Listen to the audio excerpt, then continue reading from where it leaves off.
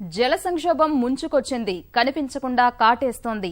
బిందువుని బంధువుగా మార్చుకుంటే గాని సేద్యం గట్టెక్కనంటోంది.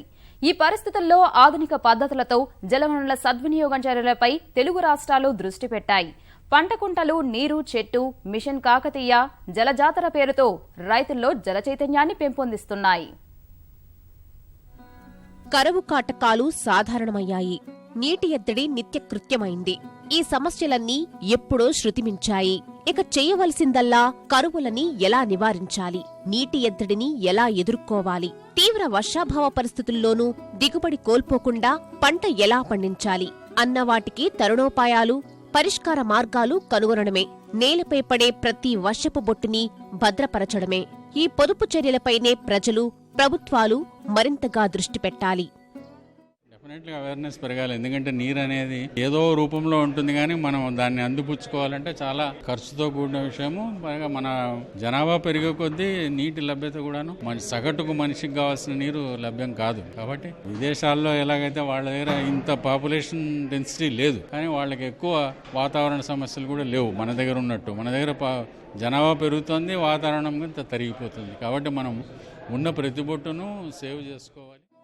గృహ, పారిశ్రామిక, వ్యవసాయ అవసరాలకి వాడే ప్రతి నీటి బొట్టుకి లెక్క ఉండాలి. ప్రతి చుక్క వినియోగాన్ని నమోదు చేయాలి. అప్పుడే వృధాకి అడ్డుకట్టపడుతోంది.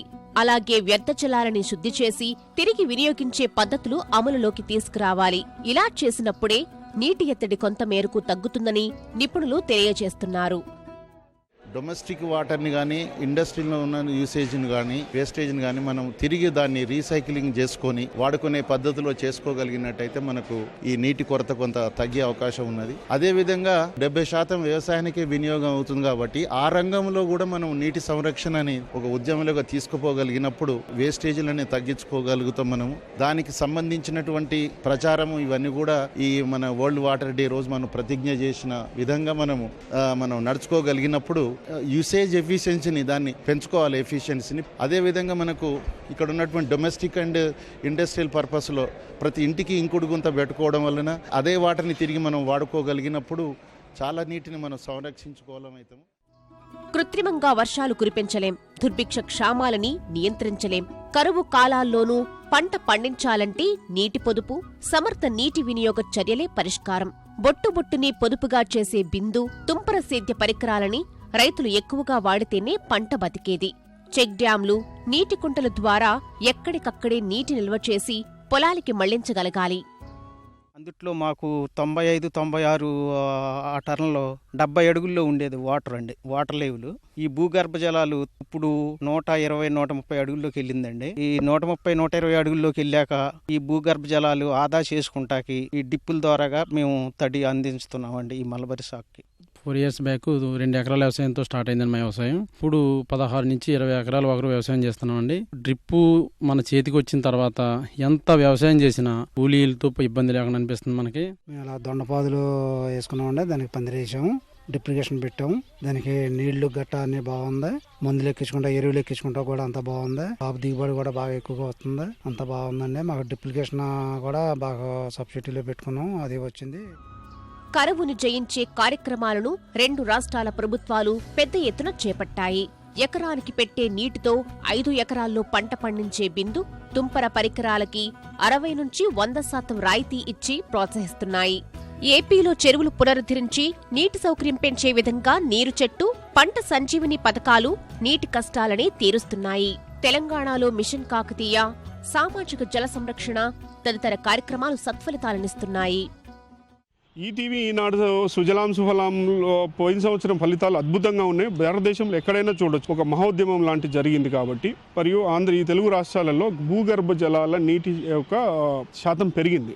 ఎందుకంటే లాస్ట్ ఇయర్ ఒక మోడల్గా చేశారు. వాక్ ఫర్ వాటర్ కానీ, సుజలాం సుఫలాం కానీ, మిషన్ కాకతీయ అందరు కలిసికట్టుగా పనిచేశారు. ప్రియతమ మంత్రి గారు హరీష్ రావు గారు, ఇరిగేషన్ మినిస్టర్ గారు ఏం చెప్పారంటే ఈ సంవత్సరము ప్రతి మండలంలో ఒక మోడల్ ట్యాంక్ అంటే మోడల్ చెరువును మనము తయారు చేయగలిగితే, చేసిన తర్వాత ఏదో ప్రపంచ జల దినోత్సవం రోజు ఏదో ఒక ముక్కుబడిగా కాకుండా ప్రతి నెల ఆ చెరువు గురించి ఎక్కువ దాని ఇంట్రెస్ట్ చూపించడం వల్ల ఏమవుతుందంటే జనాలు ఎక్కువ ఆలోచన చేయడం మొదలు పెడతారు. సో ఎక్కువ ఆలోచన చేయడం మొదలు పెట్టడం వల్ల ఎక్కువ మాట్లాడతారు. దీని మీద ఎక్కువ మాట్లాడడం వల్ల దానికి ఓనర్షిప్ వస్తుంది.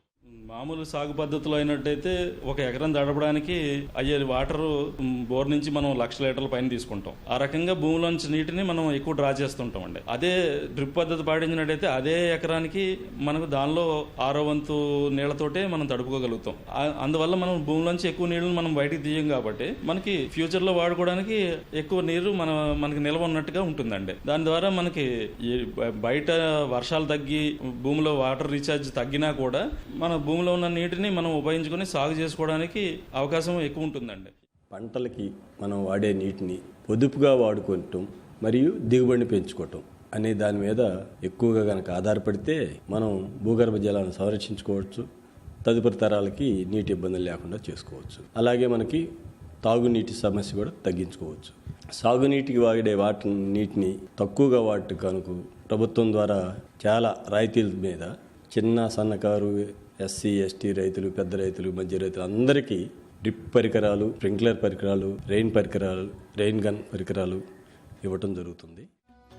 ఉభయ రాష్ట్రాల్లోని జల వనరుల శాఖాధికారులు నీటి వినియోగం, పొదుపు, సమర్థ వాడకంపై అవగాహన కల్పిస్తున్నాయి. పంట కుంటలు, చెక్ డ్యాంల ఆవశ్యకతని బోధిస్తున్నాయి. జల జాతర వంటి కార్యక్రమాలు నిర్వహిస్తూ ప్రజలు, రైతుల్ని భాగస్వాములు చేస్తున్నాయి. నిధుల సహకారంతో నీటి ఎద్దడి, వర్షాభావం అధిగమించేలా కరవు రైతులకి చేయూతనిస్తున్నాయి. భూగర్భ జలాల శాఖకు కేవలం లెక్కలు రాయడం, వాటర్ని అనాలిసిస్ చేయడం, ఎన్ని నీళ్ళు వచ్చినాయో తెలుసుకోవడం తప్ప భూగర్భ జలాల వృద్ధి చేయడం అనేది భూగర్భ జల శాఖకు అదొక విధిగా లేదు. దానికి కావలసిన నిధులు లేవు. భూగర్భ జలాల పెంపు కోసం 1,000 కోట్లు ఖర్చు పెడుతూనే ఉన్నారు దేశవ్యాప్తంగా. ఇవేమైందంటే ఒక వ్యవస్థ కింద లేకుండా అటవీ శాఖ కింద కొన్ని నిధులు ఖర్చు అవుతున్నాయి, రూరల్ డెవలప్మెంట్ కింద కొన్ని ఖర్చు అవుతున్నాయి. ఇంతకుముందు RWS కింద రూరల్ వాటర్ సప్లై స్కీమ్ కింద కొన్ని నిధులు ఖర్చు అయ్యేది. ఇప్పుడు ఏంటంటే మైనర్ ఇరిగేషన్ కింద ఖర్చు అవుతున్నాయి, పంచాయతీరాజ్ కింద ఖర్చు అవుతున్నాయి. సో వీటన్నిటిని కూడా ఒకే ఏకీకృత వ్యవస్థ కిందకి తీసుకొచ్చి ఒక ఆర్గనైజ్డ్ పద్ధతిలో వర్క్ జరిగినట్టయితే తప్పకుండా భూగర్భ జలాలను పెంచుకోవడానికి మనకు పూర్తి అవకాశం ఉంది. ఆంధ్రప్రదేశ్ మైక్రో ఇరిగేషన్ కూడా ఈ నీటి ఆవశ్యకతను తెలియజేస్తూ మరి గ్రామాల్లో రైతు సోదరులందరికీ కూడా వారు ఉన్నటువంటి బోరు నుంచి వచ్చే ప్రతి నీటి బొట్టును కూడా పంటకు సద్వినియోగం చేసేదానికి చర్యలు తీసుకుంటున్నాం. రాష్ట్ర వ్యాప్తంగా మరి గౌరవ ముఖ్యమంత్రి గారు ఈ సంవత్సరం మాకు ఇచ్చినటువంటి 150,000 హెక్టార్లో ఇప్పటిదాకా 125,000 హెక్టార్లో డ్రిప్, స్ప్రింక్లర్లు అమర్చి రైతుల యొక్క పంటలను కాపాడుతున్నాం. ప్రతి పొలంలో నీటి కుంట, ప్రతి ఎకరానికి డ్రిప్, స్ప్రింక్లర్ల ఏర్పాటు, ఆకాశం నుంచి జాలువారే ప్రతి నీటి బొట్టిని ఒడిసిపట్టడం, వాగులు, వంకల నుంచి పొంగుపొర్లే నీటిని చెక్ డ్యాములు, అడ్డుకట్టల ద్వారా నిల్వ చేయడం వంటి ప్రక్రియలు ఊరు వాడా విస్తృత స్థాయిలో అమలైతేనే సాగుకి భవిత. అన్నదాతలతో పాటు సమాజ ఆహార భద్రతకి భరోసా అని నిపుణులంటున్నారు. రాబోయే ఆర్థిక సంవత్సరంలో కూడా ఎక్కువగా నీటికి ప్రాధాన్యం ఉండేటటువంటి పనులన్నీ కూడా ఎన్ఆర్జీఎస్లో టేకప్ చేసి మరి భూగర్భ జలాలు పెంపొందించుకోవటం, అట్లనే ప్రజల యొక్క లైవ్లీహుడ్ మెరుగుదలకు కావాల్సినటువంటి అన్ని చర్యలు కూడా ఎన్ఆర్జీఎస్ ద్వారా టేకప్ చేస్తాం. అందుకని ప్రజలు కూడా ఈ యొక్క రైతులు, ప్రజలు అందరూ కూడా ఈ ఎన్ఆర్జీఎస్లో ఉన్నటువంటి ముఖ్యంగా వాటర్ హార్వెస్టింగ్ స్ట్రక్చర్స్, అట్లనే ఎస్ఎంసీ వర్క్స్, ప్లాంటేషన్ యాక్టివిటీస్ అన్నీ కూడా విరివిగా ఉపయోగించుకొని ఎక్కువగా లబ్ధి పొందాలి. ముఖ్యంగా మన జిల్లాలో అప్లాండ్ ఏరియాలో ఉన్నటువంటి కొన్ని మండలాల్లో దీని మీద ఎక్కువ కాన్సన్ట్రేషన్ చేస్తే తద్వారా భూగర్భ జలాలు పెరగడానికి అవకాశం ఉంటుంది. నీటి పొదుపు, జల సంరక్షణ ఉద్యమంగా మారాలి. గ్రామ గ్రామాన చైతన్య స్రవంతి వెల్లువెత్తాలి. గతేడాది ఈటీవీ, ఈనాడు చేపట్టిన సుజలాం సుఫలాం వంటి కార్యక్రమాలు దేశవ్యాప్తం కావాలి. ప్రపంచ జల దినోత్సవం సందర్భంగా వరంగల్ గ్రామీణ జిల్లా రాయపర్తి మండలంలోని రామచంద్రుని చెరువు వద్ద రైతులు నీటి ప్రతిజ్ఞ చేసి జల సంకల్పం ప్రకటించినట్లుగా ప్రతి రైతు జలదీక్ష పూనాలి. ప్రభుత్వాలు అన్నదాతలకి అండదండగా నిలిచి జల సంరక్షణకి పెద్దపీట వేయాలి.